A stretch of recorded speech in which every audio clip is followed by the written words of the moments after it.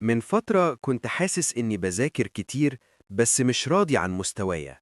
قعدت أسأل نفسي سؤال بسيط: هو الطلاب في أقوى جامعات العالم بيذاكروا إزاي؟ فقررت أعمل تجربة.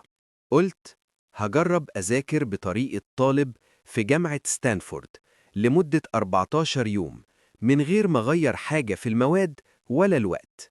اللي حصل في الأسبوع الأول ما كنتش متوقعه خالص، واللي حصل في الأسبوع التاني غير نظرتي للمذاكرة. الفيديو ده مش نصايح، ده تجربة حقيقية، وهقولك إيه اللي نفع وإيه اللي منفعش وإزاي تطبقها أنت حتى لو في ثانوي. قبل ما نبدأ، لو بتحب المحتوى اللي فيه تجربة حقيقية مش تنظير، اعمل لايك واشترك في القناة علشان التجارب دي تكمل. قبل ما أبدأ التجربة، مذاكرتي كانت شكلها إيه؟ وقت طويل، تشتيت، موبايل جنبي، إحساس بالذنب طول الوقت. كنت أخلص اليوم وأنا حاسس إني تعبان بس مش متأكد إني استفدت. قرأت كتير عن ستانفورد واكتشفت إنهم بيركزوا على حاجة واحدة بس: التركيز الكامل لفترات قصيرة.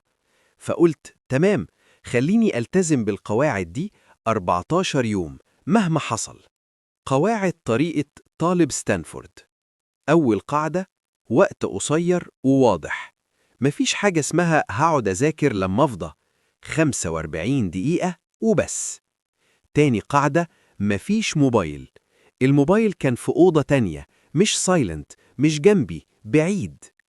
تالت قاعدة، هدف واحد بس، مش مادة كاملة، جزء واحد. لو خلصته ده إنجاز. رابع قاعدة، راحة حقيقية. بعد كل جلسة كنت أقوم، أمشي، أفصل، مش أفتح سوشيال ميديا، علشان دي مش راحة. الأسبوع الأول كان أصعب مما توقعت. دماغي مش متعود يركز 45 دقيقة. كنت بقعد أمسك نفسي، عايز أمد إيدي على الموبايل. بس لاحظت حاجة غريبة: رغم إن الوقت أقل كنت بفهم أكتر. في الأسبوع التاني حصل التحول. بدأت أخلص أسرع، أفتكر أكتر، وأدخل المذاكرة من غير مقاومة. الموضوع بقى أهدى، مش ضغط، مش خوف. إيه اللي نفع وإيه اللي لأ؟ اللي نفع التركيز، الفهم، راحة نفسية. اللي منفعش المذاكرة الطويلة، فتح الموبايل في البريك. الطريقة دي تنفع لو بتحس إنك مشتت، لو بتذاكر كتير ومش فاهم، لو بتكره المذاكرة.